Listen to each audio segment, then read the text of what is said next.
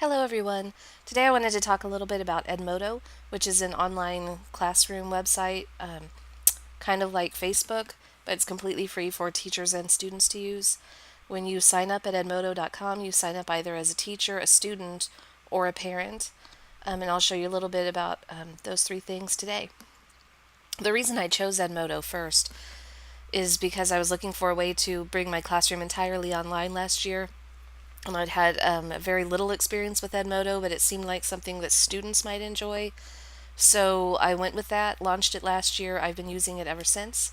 When I was doing my master's research last year, I did survey and interview students and track some information, and they were far more willing to complete assignments on Edmodo. They liked it because they couldn't lose anything. They can always come back to any work they've submitted in the past and use it again. And they could really be participating in class even outside of school. And I did have students who would be homesick, but they would know that a book discussion was happening on Edmodo at a certain time. They would log in and participate in the discussion. They would log in and take quizzes that had been posted or do their work for class, even though they weren't in class that day to get any handouts because everything was available to them online.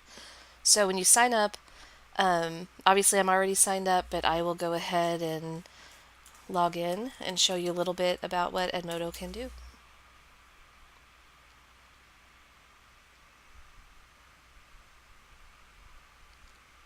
So when I first log in, I'm on the latest posts page, which has all of the posts for all of my classes in reverse chronological order. Again, it is a little like Facebook in that way. I have controls up here of what I want to do to interact with a certain group. And then below that, I have notes, assignments, quizzes, direct messages from students or other teachers, and I can scroll down through this. And so the entire history of the course is right there. If I click the More button, we can just keep going back until the beginning of the school year. Over here, I can change class groups. So for this example, I'll go to our first hour group, and you'll see that under it we have some small groups, which I'll show you a little bit about in just a second.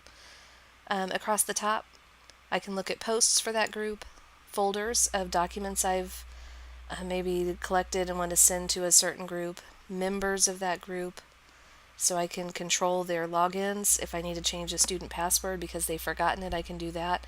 I can unjoin students from the group once they've moved to a different school district or a different class.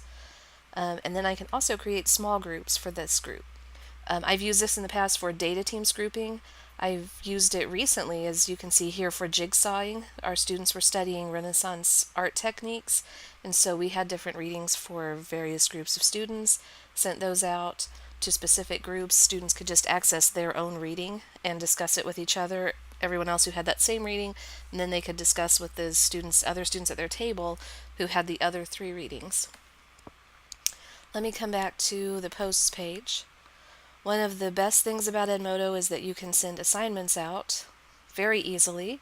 You can either create one new, or you can load from all of your pre-existing assignments, which they're stored and searchable. So if I know I'm looking for something that has to do with character, but I can't remember exactly what it was called, I can search character and see everything that I've sent out in the past related to character.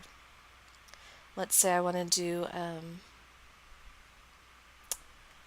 characterization in Pyramus and Thisbe. I can send that out, and then I can select a due date, and then I can send it now or schedule it for later. I can attach files, PDFs, or PowerPoints, documents. I can embed code as a link to a Google form. I can put web links in. I can also choose from my library, which is really just my online collection of documents any documents that I've sent out in the past.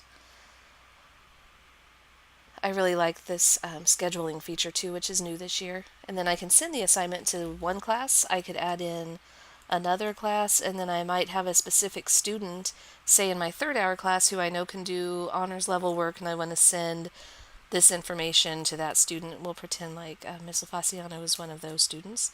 Also, when we build assignments like this, sometimes we do send them to other teachers in our quad so that they can copy, paste, and then revise them for their particular classes.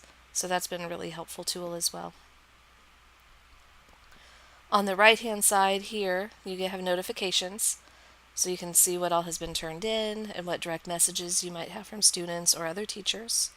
You have group codes, which help you maintain the security of your group. And so each group has its own code, which you can reset or lock as need be. Down here, I can see recent activity, so I can kind of keep an eye on students who are, as they're turning things in, logging in, and finding out, if there's just something that they're turning in now that I haven't graded yet, and I need to catch up on that. If we come back here, I'll show you a few other features. Assignments are really probably the main thing that I use. I can also send out a note though, and you'll see here Mr. Nash has sent out a note with a link to a Google form to help our students daily keep track of their documentary projects they're working on. They have to set a goal, explain why they did or did not make progress in their group, explain what each group member did, and what their goal is for the next class period. And that comes to us in a Google document.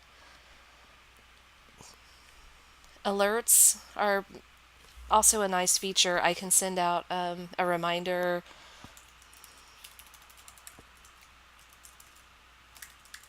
for a test or an assignment that's due. Sometimes I remind students to bring SSR books, or that remind them that there's a creative writing club meeting or FPS meeting. Quizzes, I haven't used as often this year, but you can create a quiz with multiple choice, true, false, short answer, or fill in the blank questions. You can load from previously existing questions, kind of like you can load previously existing assignments. A couple of nice features: you can set a time limit for the quiz, and you can decide whether or not you want students to be able to see their results immediately. So if you shut this off, they can still see the percentage right they got on a multiple choice quiz, but they can't see the correct answers, which is great if you're giving that quiz to 1 hour and you have 3 or 5 more classes that need to take it and you want to maintain the security of the test. You can also schedule the day and time that you want that test to go out.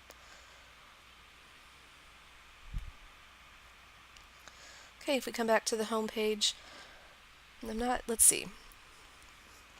The other feature up here is a poll, which is also interesting. I've used this in a variety of ways. I've made it kind of a fun poll. I've used it for my master's research, and I've used the poll feature for class discussions. So I might put in a question like last year before we read Of Mice and Men, I think I had a question that was something like, is it ever okay to commit murder? So the students found this intriguing, and I would post responses for them like yes, no, or depends. And then I usually add on a little disclaimer here that says, after you vote, because the results are not tracked by student name, so I might say, after you vote, please post a reply explaining your answer, explaining your vote. And then that way students could have an online discussion, and so sometimes I'll also say, please then read and reply to your classmates. And this has been a really popular assignment to do, especially at the beginning of a class period. It gives them something to think about, start developing some opinions, sharing. No one can really be wrong per se, because this is sort of opinion based. But I've also used it as a quick formative assessment to see if as a class we're getting a certain idea, and that's usually before I'm necessarily looking for individual data, or if I just want a quick analysis before I look at their tickets out. I've also used it to get feedback on what they feel we need to work on next, or what they feel they need to work on more. And again, you can always have students reply to a poll or an assignment or a note just to get some kind of individual feedback from that if you want. Great feature particularly for students is this calendar feature up here, which will keep track of, you can view by month or day, I believe. And so if they want to plan their week or their month, it will show all of the assignments due on any given day. And so if all their teachers were using Edmodo, I believe these would show up color-coded by whatever color the teacher has assigned to the group. And so they could then just click on these assignments and know exactly what we're doing on any given day. Here's the library I mentioned earlier. So you can connect to your Google Docs, and students can as well, so that if they're working in Google Docs, they can just, once they've linked this, they can turn in assignments from their Google Docs collection. Over here's the progress page, which for students will show them their grades that they've earned so far. But for teachers, it gives you a grid of the class and what assignments have been turned in, what the scores are on those, and whether or not they're waiting for grades. For example, if I want to look at this quiz, if I want to view this assignment, on the left-hand side I have each student's grade on it. Over here it gives me an overview with a quick snapshot by question of how well the students did. So green is obviously the number that got it right, and red is the percentage that got it wrong. And then if I want to go by individual student, I can see what they actually answered on each question.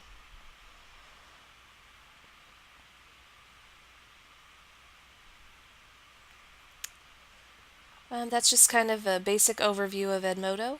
If you have any questions or think you might like to try it but you're not really sure how to get started, feel free to ask. I'm glad to help.